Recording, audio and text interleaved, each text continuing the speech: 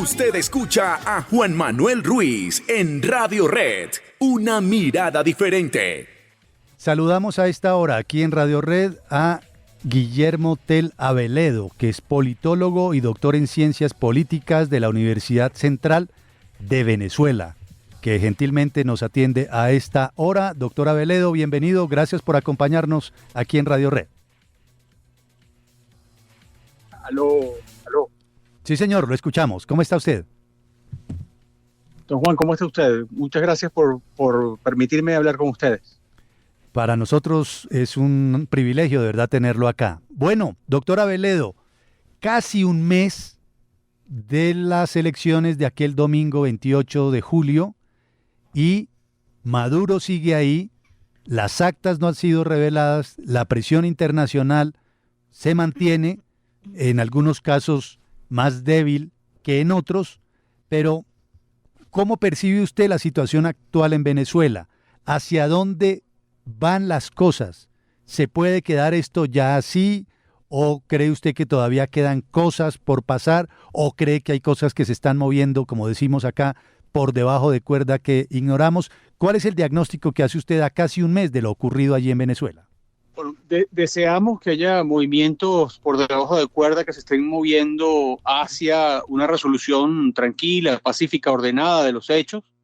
Lo deseable es que se resuelva de acuerdo a la voluntad popular que todos conocemos. Lo que hay aquí en el país, una gran conciencia de que eso ocurrió, pero muchas dificultades para ejecutarlo, para ponerlo en marcha.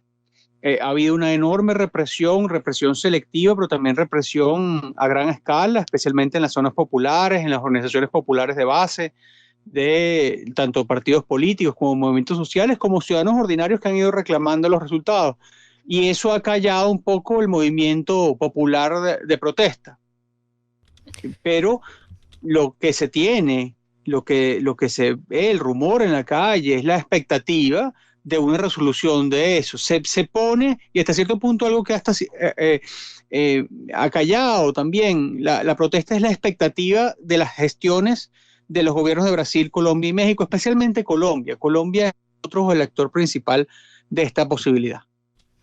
Doctor Guillermo, esta mañana amanecimos con un pronunciamiento del rector principal del Consejo Nacional Electoral en Venezuela, el señor Juan Carlos del Pino, que publica un comunicado de 2 páginas donde dice que fue testigo de varias irregularidades en estas elecciones y que por eso no puede admitir el resultado.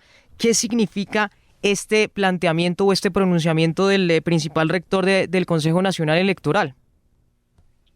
Bueno, el doctor del Pino, como uno de los miembros del Consejo, es el miembro uno de los 5 miembros del Consejo, es un testimonio muy calificado de los hechos adentro.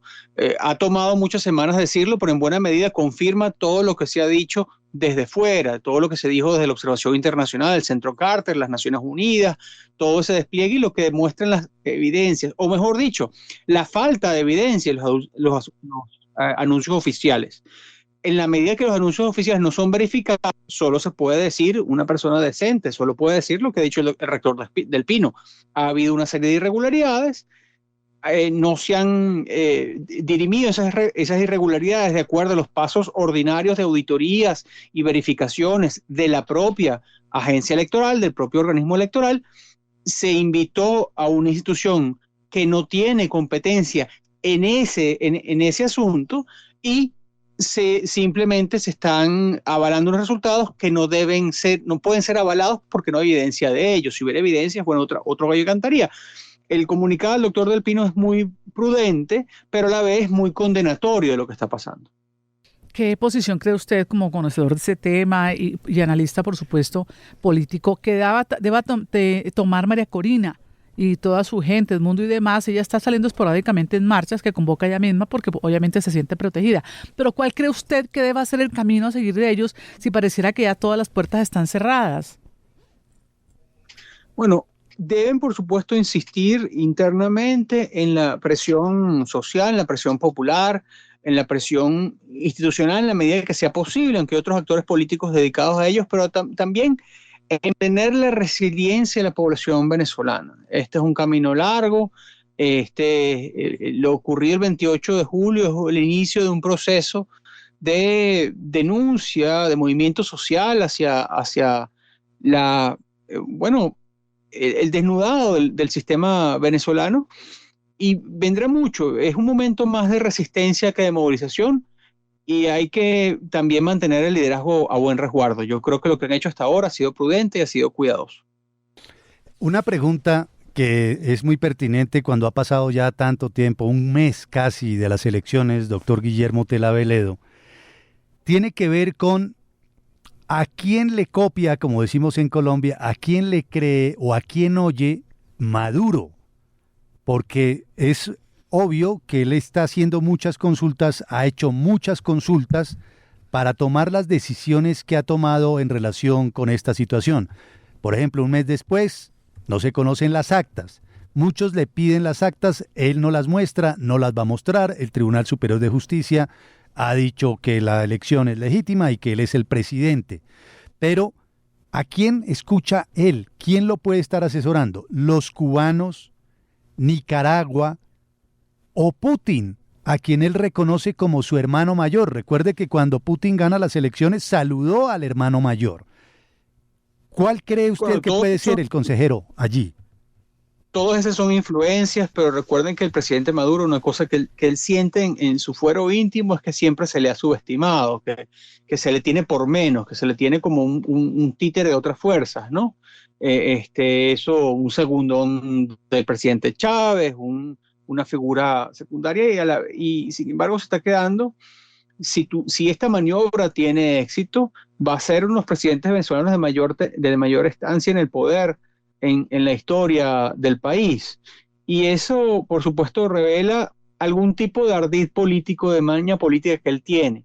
Yo creo que el presidente en todo caso está también muy solo. La confianza que él puede tener en las asesorías y lo que demuestran los hechos recientes es que él estaba convencido que él podía ganar de buena lid. Se lanzó a esta elección con el convencimiento de que podía, dividiendo la oposición, haciendo todos los mecanismos ordinarios que desde el poder se pueden hacer para influir en el voto, ganar sin necesidad de hacer este tipo de desconocimiento tan abierto. Ahora está en una especie de realidad paralela y presiento yo, dadas sus intervenciones, dadas sus declaraciones, que ahorita no confía en nadie, se siente muy, muy solo, pese al apoyo de los vocal de las instituciones. No siente que puede confiar en nadie, que están, como dirían aquí en Venezuela, serruchándole el puesto, quitándole el cambur. Y no me refiero a la oposición, me refiero a su círculo más cercano. ¿Cómo puede confiar él en un entorno que le dice que va a ganar por tanto porcentaje cuando estaba verificado en otras encuestas que no era así? ¿Cómo le dicen que un entorno que todo su mecanismo de movilización social estaba aceitado y bien preparado y no funcionó así a la hora de la verdad? Que él repartió recursos para que eso funcionara y eso no funcionó, no llegó aguas abajo. Está rodeado de gente que es para él, no voy a decir incompetente para gobernar, es incompetente para mantener el poder, y por eso recurre a esta extraordinaria demostración de fuerza represiva. Y eso lo refleja en una circunstancia de mucha precariedad personal. Claro, él está pensando en el ejemplo nicaragüense. Siempre el ejemplo nicaragüense es muy duro, y él lo he mencionado ya antes. Ellos se dejaron ganar, se dejaron filtrar, en el caso de Violeta Chamorro, y pasaron 10 años fuera del poder. Sí, es verdad, pero a la vez pasaron 10 años en una normalización política en Nicaragua, que al fin y al cabo han sido los mejores años de la historia nicaragüense contemporánea. Él es hoy día el obstáculo de eso, y es un obstáculo que también pesa para la élite que está a su alrededor. Esto no es francamente sostenible, es mucho más difícil. Se puede sostener a costa de mucho sufrimiento interno, pero también de mucha depresión de esas élites que están mandando. Hay una inquietud, y es si alguien de la comunidad internacional o la comunidad internacional toda puede tomar alguna medida que sea efectiva, porque está visto que, como en el caso de Rusia, las sanciones no sirven.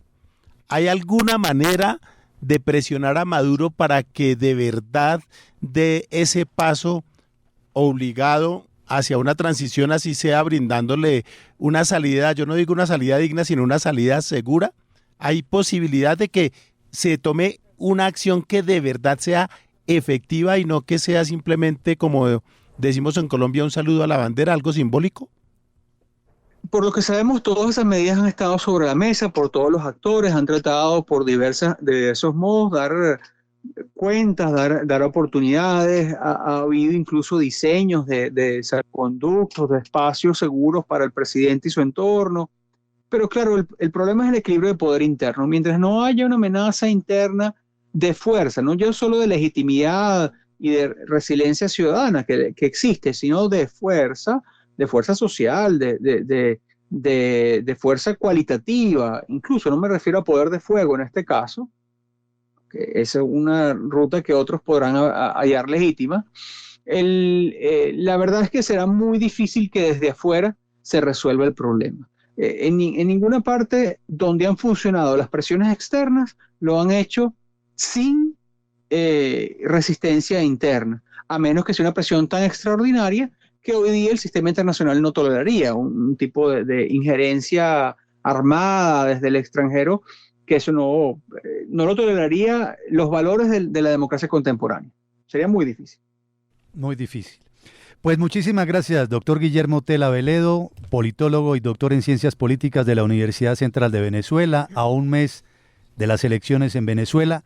Así están las cosas. En este momento Maduro no confía en nadie, se siente muy solo, está rodeado de gente que es incompetente para mantener el poder y por eso ha recurrido a esta extraordinaria fuerza represiva, ha dicho el doctor Aveledo aquí en Radio Red, y que Colombia, por supuesto, es clave para resolver esta crisis. Bienvenido siempre, gracias por su tiempo, es usted muy amable.